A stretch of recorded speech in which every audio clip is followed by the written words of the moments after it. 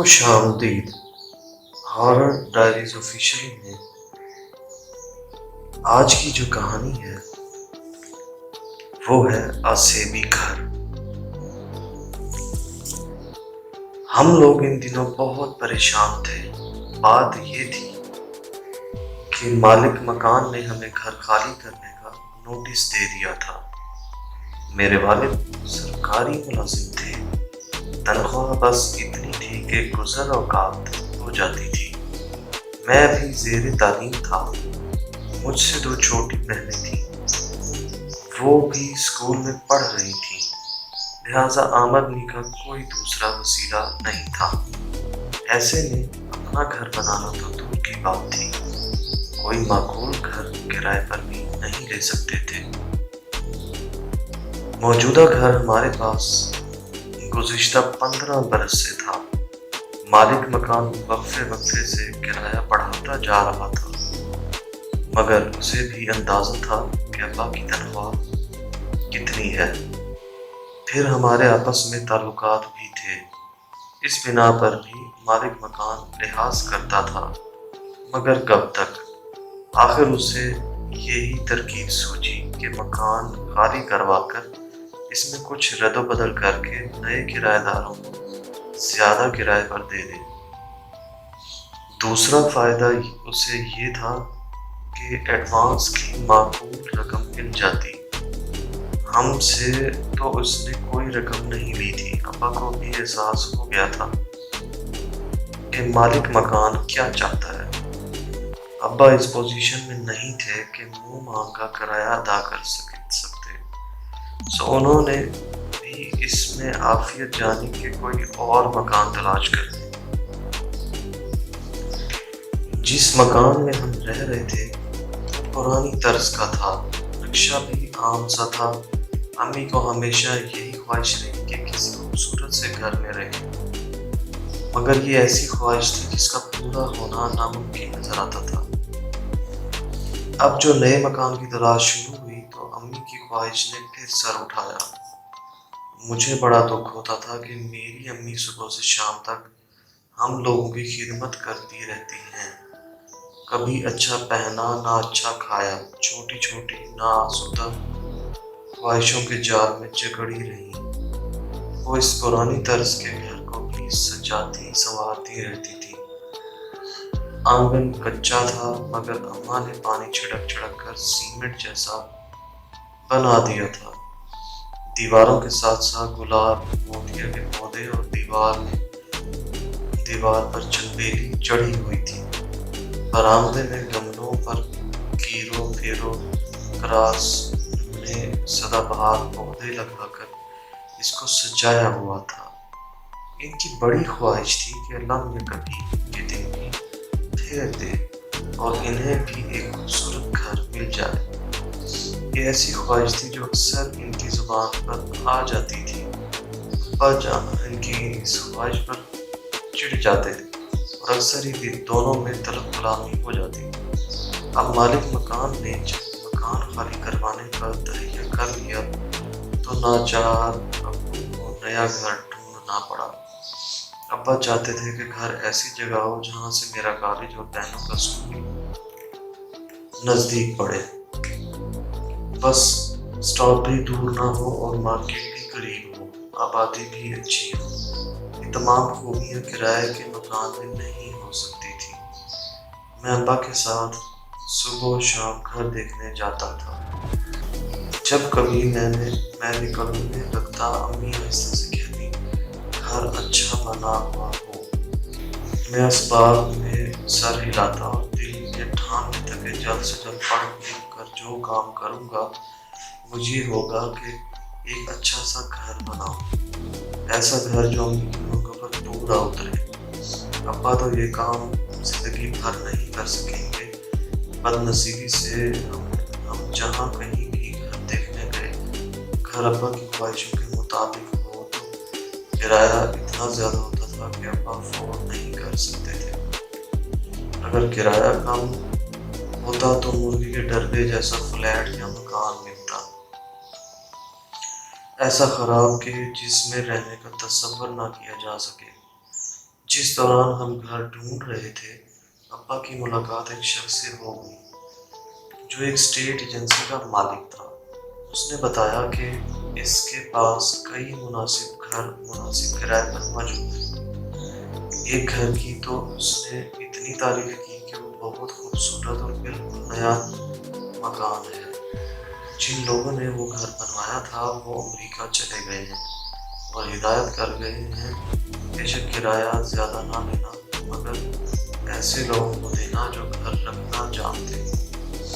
वो तो चौकीदार रखकर जा रहे थे, मगर मैंने मशवरा दिया कि चौकीदार भी घर की हिफाजत नहीं कर सकते। आजकल चौकीदार चारपाइयाँ तोड़ते रहते हैं और घर गफलत की नजर हो जाता है। बच्चे शीशे तोड़ देते हैं, दीवारों से घर फूल पौधे उजाड़ देते हैं। उसने मजीद बताया कि घर बहुत अच्छा है, बस आबादी से ज़रा सा दूर है। थोड़ा सा पैदल चलने के बाद स्टाफ मौजूद है और बाजार वगैरह भी है।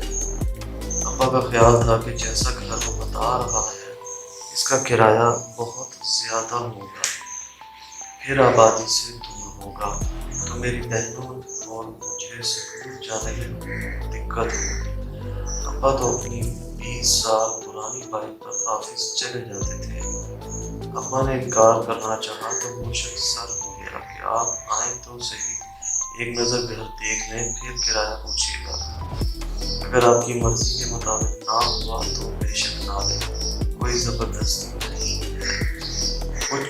कुछ रोज़ बाद हर जगह से मायूस होकर मैं और अब्बा इस इलाके में पहुँच गए जहाँ वो घर मौजूद था। इस इलाके से कुछ दूर इस शख्स की स्टेट एजेंसी थी। जब हम वहाँ पहुँचे तो ये देखकर हैरान रह गए, वो कोई छोटा मोटा घर नहीं था, बल्कि बहुत खूबसूरत बंगला था। बाहर यहाँ से वहाँ तक लॉन था, फूल पौधे थे, मगर देखभाल ना होने की वजह से घास लंबी हो गई थी और पौधे तकरीबन सूख रहे थे। मगर घर बहुत शानदार था। 3 bedrooms, drawing room, American kitchen, tiles लगे बाथ रूम्स, इनमें खूबसूरत टब और जदीद तर्ज के नलके और शावर लगे हुए थे। ये तुम हमें कहाँ ले आए भाई? अब्बा स्टपटा कर बोले, हम इस काबिल नहीं हैं कि इस बंगले का किराया अदा कर सकें, हमें तो कोई छोटा मोटा घर चाहिए। ये महल हम क्या करेंगे? साहब, आपको बताया ना कि मालिक मकान इसके किराए की फिक्र में नहीं है। वो तो ये चाहते हैं कि इस घर की देखभाल होती रहे, वरना इन्हें तो उल्टा चौकीदार को पैसे देकर रखना पड़ता है। आप जितना किराया इस घर का दे रहे हैं, जहाँ आप रहते हैं, इतना ही दे दीजिएगा। मैं मुतमईन हो जाऊंगा कि मैंने घर किसी शरीफ आदमी के हवाले किया है। क्या मतलब? मैं तो इस मकान का सिर्फ 1500 देता हूँ। मैंने चुभती हुई निगाहों से उसे देखा। 1500? वो आदमी जरा चुप हो गया। अच्छा ये बताएं कि आप लोग घर की देखभाल तो सही रखेंगे ना? बाज़ लोग घर का सत्यानाश कर देते हैं। दरअसल मुझे मेरे दोस्त ने बताया था कि आपकी वाइफ ने घर बहुत अच्छा रखा हुआ है। इस शख्स ने अब्बा के ऐसे दोस्त का हवाला दिया जो इत्तेफाक से इसका भी जानने वाला था और उसी ने इस शख्स की मुलाकात करवाई थी। ठीक है अब्बा, घर अच्छा है, अम्मी तो कितना ख्याल रखती हैं घर का। मैंने फ़ौरन हामी भर ली। शाम को अम्मी को ले आएंगे, वो घर देख कर खुश हो जाएंगे। मैं बाइक पर सुबह और सुबह को स्टॉप पर छोड़ दिया करूँगा। मेरे लिए स्टॉप ज़्यादा दूर नहीं है। और क्या, जवान बच्चे हो, इस शख्स ने फौरन कहा। अब्बा सोच में पड़ गए। इसके सिवा चारा भी नहीं था और कोई दूसरा घर भी दस्तयाब नहीं था तो किराया बहुत था। ठीक है, मैं कल आकर बताऊंगा, अब्बा ने जवाब दिया। मैं रास्ते भर अब्बा को गाइड करता रहा कि अब्बा घर बहुत अच्छा है, आसपास और भी घर बन रहे हैं। फिर मालिक मकान तवील अरसे के लिए बाहर गए हैं। فی الحال 4-5 برس تک ان کے آنے کی امید نہیں ہے۔ اس عرصے میں میں نوکر ہو جاؤں گا تو ہم اپنا گھر لے لیں گے۔ دراصل میں چاہتا تھا کہ امی خوش ہو جائیں۔ گھر پہنچ کر سب سے پہلے امی کو خوشخبری سنائی۔ امی تو ایک دم پرجوش ہو گئی۔ اندھیرا نہ ہو جاتا تو میں ابھی چلی جاتی، وہ خوش ہو کر بولی۔ ابا کسی کام سے باہر گئے تو میں نے دل کھول کر اس گھر کی تعریفیں کی اور ایک ایک چیز کی تفصیل بتائی۔ امی ساری تفصیل سن کر بہت خوش ہوئی اور کہنے لگی، میں نے کچھ پیسے جوڑ رکھے ہیں اور ایک کمیٹی بھی ڈالی ہے تو لمبی مگر جلدی مل جائے گی۔ ہم ان پیسوں سے ڈرائنگ روم کے لیے سامان خرید لیں گے۔ امی بڑی دیر تک خواب بنتی رہی اور میں بھی خوش ہوتا رہا۔ چھوٹی بہنیں بھی خوش ہو رہی تھی۔ اگلے روز امی، دونوں بہنیں اور میں ٹیکسی میں ابو کے ساتھ روانہ ہوئے۔ ابو نے رات کو بھی کئی بار یہ بات کی کہ گھر آبادی سے کافی دور ہے اور راستے میں بھی یہی کہتے رہے۔ میں حیران تھا کہ ابا کو دوسرا گھر مل نہیں رہا ہے، پھر بھی اس گھر میں برائیاں ڈھونڈ رہے ہیں۔ بہرحال ہم سب جب وہاں پہنچے تو امی کی تو آنکھیں کھل گئیں۔ بہنیں بھی بہت خوش ہوئیں۔ ایک بہن بولی، ہائے یہاں پڑھنے میں کتنا مزہ آئے گا۔